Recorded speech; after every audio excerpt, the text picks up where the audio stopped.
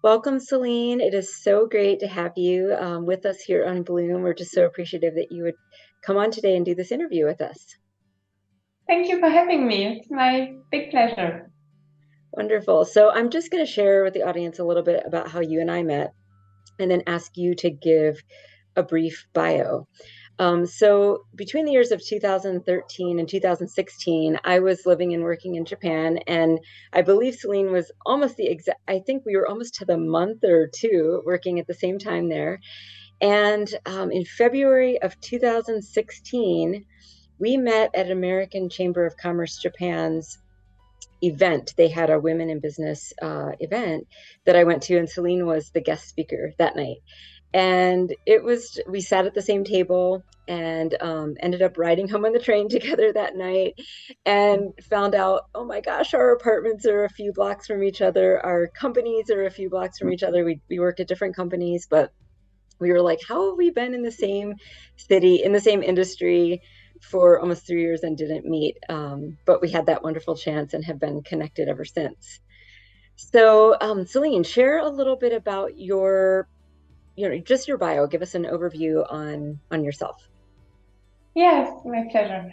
So, I grew up in a family that was already very open-minded and traveled a lot and gave me the opportunity to really already at a young age live in different countries, get to know different cultures. And my mom was, still is, a yoga teacher. So I grew up very close to concepts like Zen, Buddhism, yoga, meditation. So it was always like a part of me, and I was always drawn also to go abroad by myself. And so I studied, and during my studies, I had the opportunity to live in India for months, where I did an internship for a research company. And it was where my love with Asia really started. India really left so much impression in me, and yeah. And then after a year, I went back and I finished my studies, and then I went backpacking for 6 months. Guess where? Guess where? To Southeast Asia. And yeah, I was there with my backpack, and I knew coming back I would have a job, so I was totally relaxed. I didn't have to stress about anything, and I discovered many countries in Southeast Asia by myself, and I felt such a freedom and such a joy that since then, when people ask, when you just think of a moment where you were really happy, one of those moments are the feelings I had during this backpacking trip. And then I started working for a big pharmaceutical company in 2009. I started in Germany, and I did a trainee program. And during half of the trainee program, I was asked where I would like to have actually my first actual job. And I said, or a country where it's really busy and there's a lot I can create and contribute, and where I can bring structure and learn a lot and grow. And I'm very, very would love to go to Asia. And this is how I got the opportunity to go to Beijing. And yeah, so in mid 2010, I moved to Beijing, where I stayed for and was working for 3 years in strategy as well as in finance. And after 3 years there, I got the opportunity to move to Japan. So I moved to Japan, to Osaka, working in Osaka but living in Kobe for 3 years until mid of 2016. So from 2013 until mid of 2016.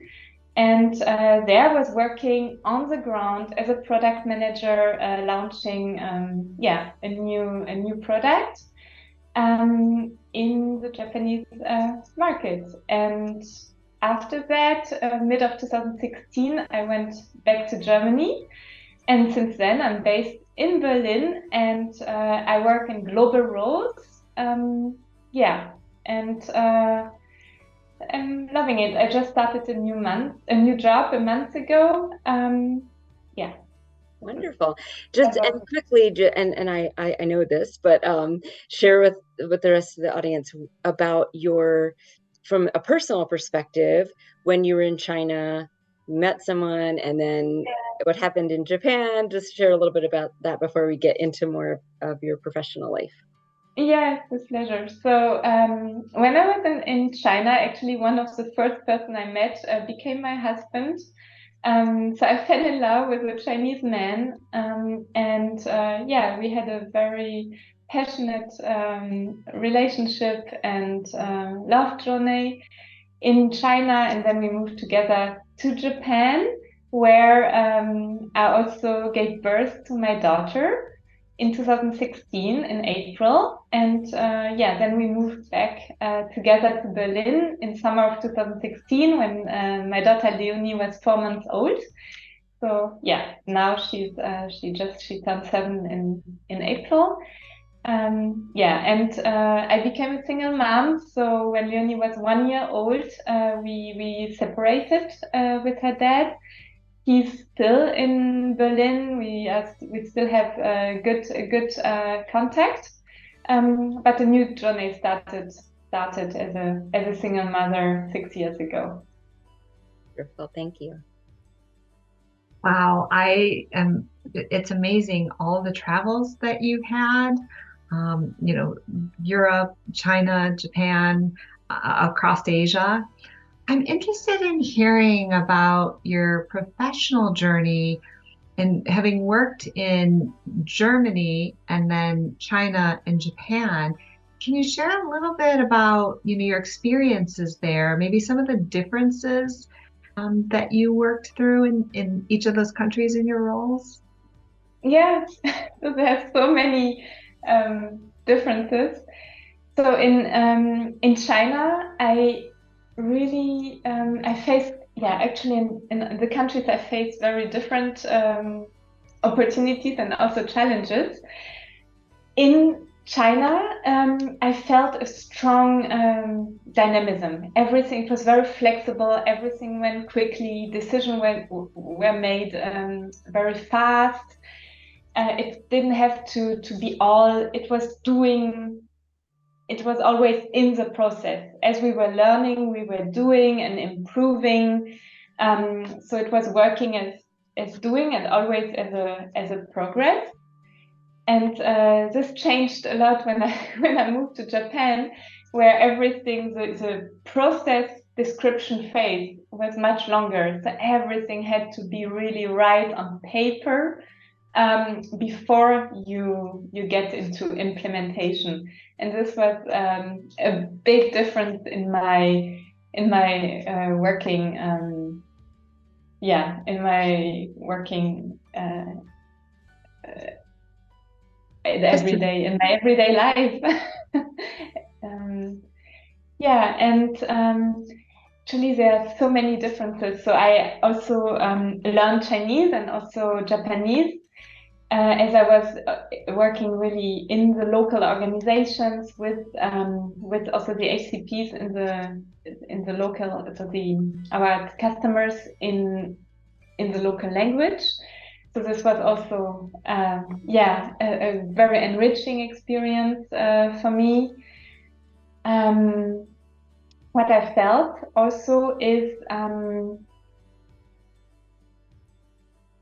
and I would like to actually talk about the learnings, because now when I look back, there's so many learnings that I took from this experience, and I will just start. The first one is to have a really strong foundation and to know. And I love why you say where you have with bloom the lotus flower, because it's this. The strong foundation allows you to bloom. And also when you go abroad, in a culture that you don't know, working in a new environment, knowing who you are and having the strong foundation is really key. Knowing what your strengths are and what you can always rely on, because this is your foundation. And then build on this. Know also what your improvement areas are, and so that you can learn, but still know who you are and where you are good at. Then listen, of course, learn, ask questions, and I wrote it down. Find allies. So this I found super important, and supporters in the organization, but also outside the organization, with whom you can really exchange and share experiences, and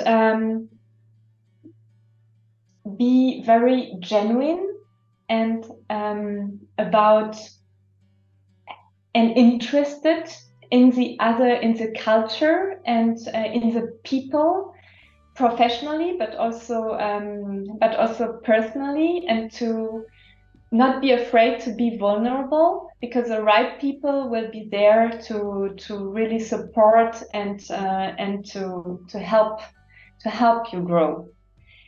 And then, and this is something sometimes when I look back, I found I was really hard on myself and too strict, is to have fun and to enjoy the process, because it's such a once in a lifetime experience that you get to work in a totally different culture and to learn so much. So to have fun in the process. Yeah. A question that I have, an area of focus, as you know, in Bloom is around women leadership.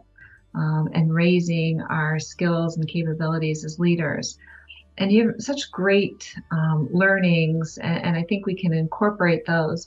Question that I have is related to, and maybe, I don't know if it's different or the same in China and Japan and other areas, but how do you see women positioned as leaders in those countries in the workplace? Did you have any challenges for that? And you mentioned around finding allies and the networking. Did you do that with other women or was it with men? So I'm just curious what women's leadership looked like in those areas and how you incorporated these learnings.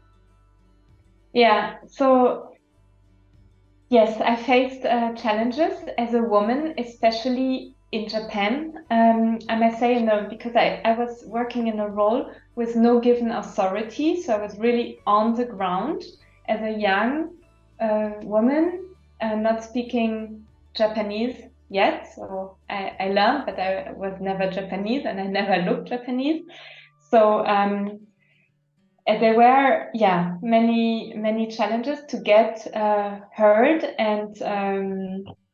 and respected in a way. And this is why I found finding allies was key for me. And for me it was actually an older colleague who could have been my dad. Who from day one told me, Céline, I think it will be a very, Céline's son, I think it will be a very difficult journey for you to adapt and to work here.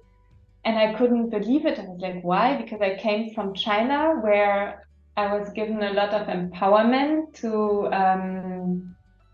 roll out my project, and I didn't face the resistance. So I couldn't imagine that it would be different in Japan.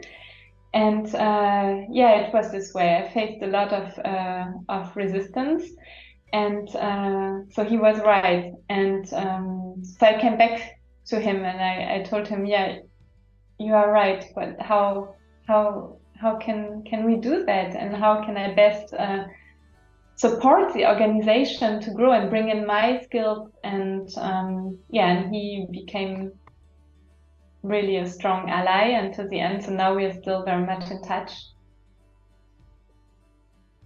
I think this is key to find on the working level, who knows the organization and who have authority, but not necessarily in a hierarchical way. But in Japan also the age is very important, the experience, the number of years that you've been working with the company, the network that you have within the organization. So yeah, and then of course it helps also to have ally upper management who will support and with whom you can exchange. But for me, the most valuable ones were really on working level. I'm with you. Yep. On peer level. Yeah. Right. So let's transition to talking about when you moved back to Berlin. So as I mentioned, when we met, you were pregnant with Leonie.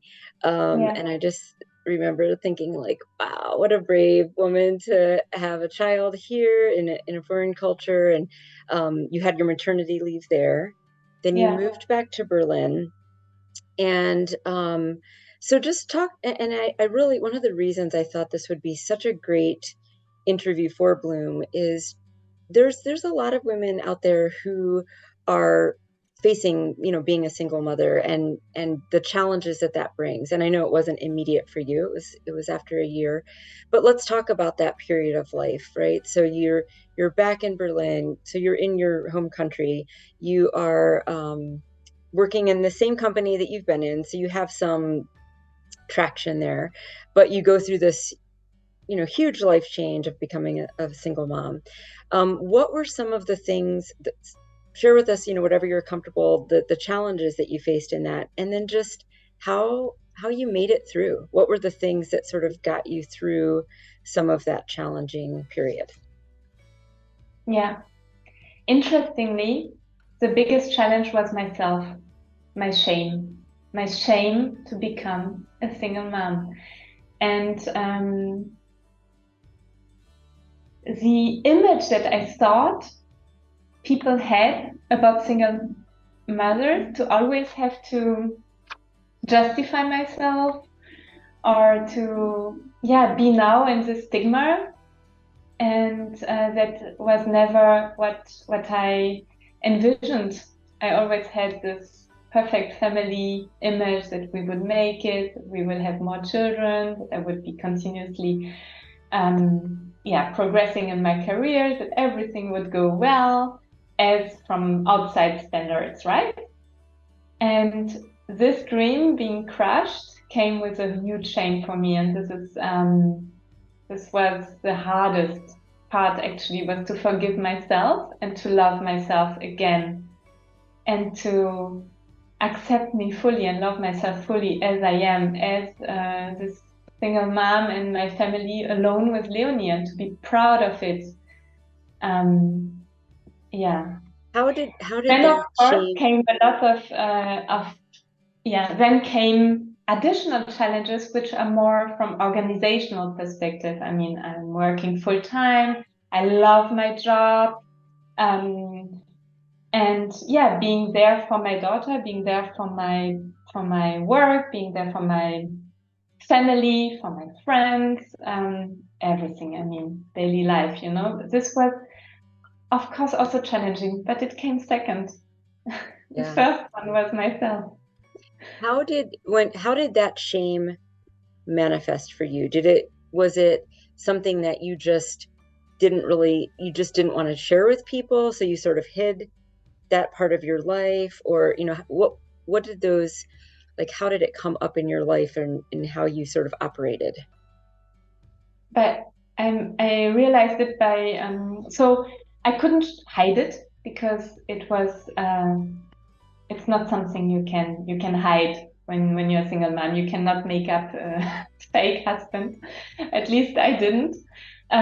So by showing up always, by myself, and I was quite transparent about it. So, can you repeat the question? Well, I'm trying to understand, like, so you felt this shame. Yeah. Was it something that you just held inside and kind of like you were dealing with it in your own head, or do you think other people saw it because you were acting in a different way? No, exactly. This is what I wanted to say. They saw it because I was so insecure and so ashamed that I started oversharing. And sharing too much, that it became this huge drama, and that I didn't even want, but people were just then asking questions. So, and then I started sharing too much, that I landed without wanting it, actually, in this victim mindset. And I was then just swimming in this victim sea, and it was very hard to get out of that for me. So yeah, for some time yeah, like I felt stuck Mm-hmm. in a victim mindset, I would say. And then I wanted really to compensate and went really quickly into wanting to date again, filling this hole to be complete again. Yeah. Because I Like felt looking I was outside of not, yourself, looking outside yes, of yourself to looking for fill it that. outside to fit this image in the Mm-hmm. outside world. Everything is perfect, everything is on track, like, which is totally the wrong way to do it. I found out quite quickly, luckily.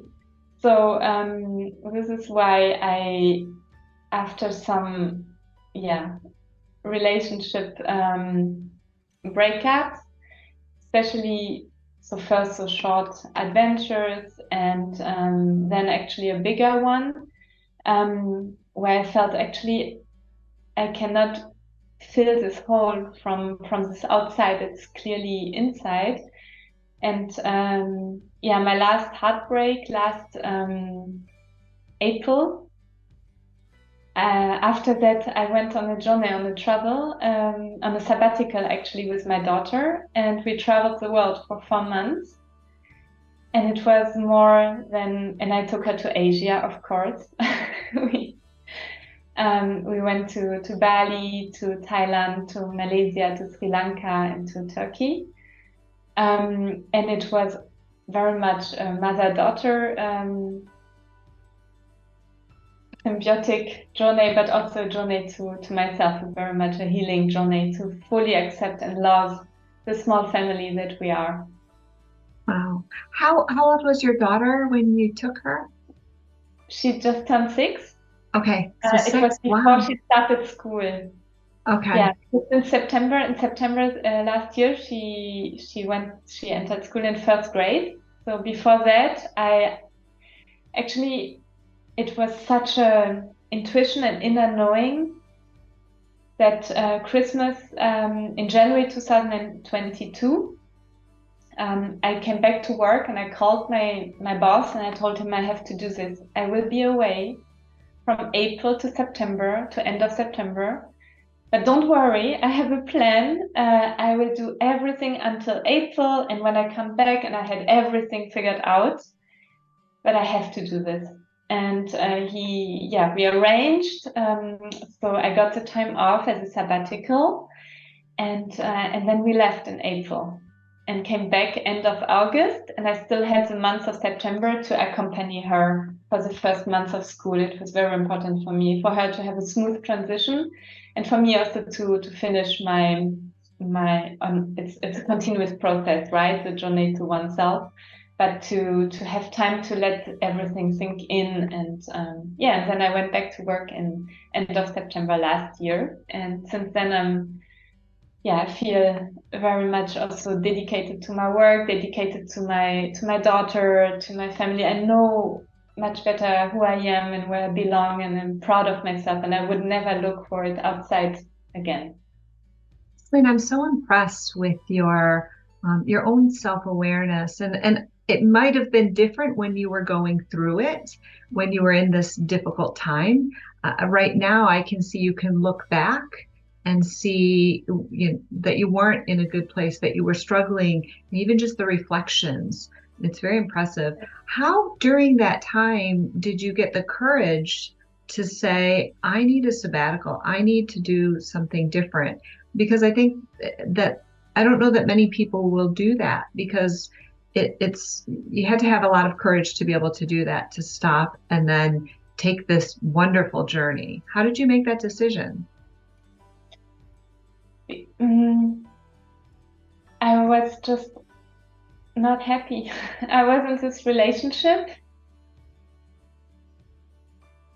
I had the relationship, I had my work, I had my daughter, and I felt such a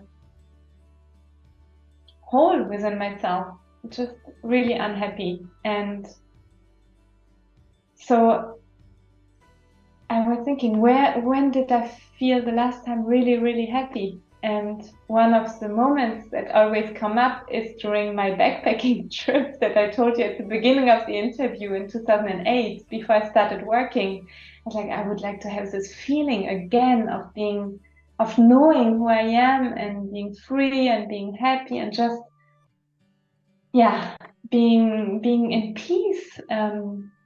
So I knew I had to take a break, and also I knew that my daughter would start school in September, and then we would be bound to the school holidays. So it was like a inner knowing of now or never. And so we just did it. We just went for it, and it was amazing to be outside of a routine and to show my daughter Asia, and this feeling of waking up and being able to shape the day every day the way we want, and being really in the moment, being very mindful, being aware, and being 100% present, there for her, with her. Yeah. And traveling with child at this age is just magical, because you discover everything from scratch. And then when along this journey in your travels did you start to heal and you clearly have confidence now, you have a new job, but during Yeah. that journey, what changed and how did you make this transition from this place where you were not happy to being confident again? Actually, it was during it was really a process, and during the journey itself, by being outside, I mean outside in the nature, but also outside of my everyday routine, helped. I read a lot and I wrote,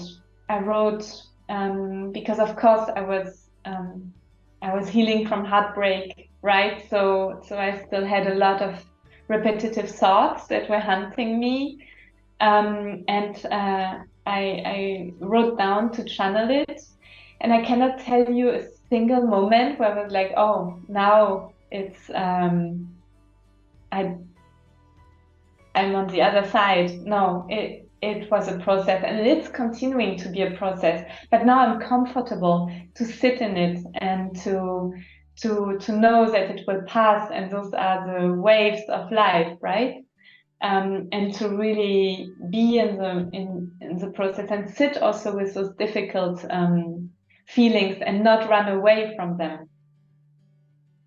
Was it during The trip gave me the time to realize it and to take the time to give space to get there? to Yeah. those feelings, I would say. Yeah. Was it during the sabbatical that you and Leonie came up with your life mantra of contentment, courage, and confidence? Was it during that time, or was it post the sabbatical? Before. Before, okay. Because we were on a mission, actually. During our trip, we interviewed every day someone else that we were just drawn to. And we asked questions such as, are you content? Or are you courageous? What is the most courageous thing you've ever done?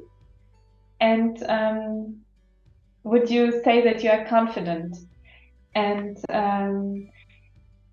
with this, we heard and so many amazing life stories, because when you ask those open questions, people really, share personal, very touching and moving stories about their lives and learnings. And and then I wrote also a photo reportage and a book, and I also kind of made it available on my Instagram. So I think, Don, you could follow some of it. And so this was the mantra, actually, that we were, because I was on my journey and I also wanted to know other journeys, right? Mm-hmm. How are other people living, or what is a content life for other people? What courageous thing did they do? Yeah. Yeah, it's, Donna was asking you earlier about how did you get the courage to do this? We talked a little bit about the confidence that you now have, right, going through that journey. And I think how I want to end is really talking about contentment, because when I see you, your countenance is just full of contentment, right? Like you just project that you project all of those things, the confidence, the courage, all of that. But I just see contentment on your face. And so I'm going to turn your question that you were asking everybody on your journey back to you. What is a content life now for you? To live the best version that I can be, the best version of myself. Yeah. It's so beautiful. It's just, I have loved seeing, to see you for the first time being pregnant, right? And meeting Leonie as a little baby, and now to see just this beautiful evolution of hardship that you went through. It was definitely some very, very hard periods that you went through, but to see you rise out of this, and then also to take her along on that journey, right? To not hide that from her, but to really show her this is how we rediscover who we are. And it's just been so beautiful. And I thank you so much for sharing it with all of us. I really think it's going to be inspirational to so many women who, there's a lot of women who go through this, and um, you don't always, life doesn't always go according to the idea that we think it's going to happen, right? And so to be able to uh, pivot and to go back to, what, I have to find within myself that contentment. And you're just such a great example of that. So thank you so much for sharing with us. We really have enjoyed talking with you.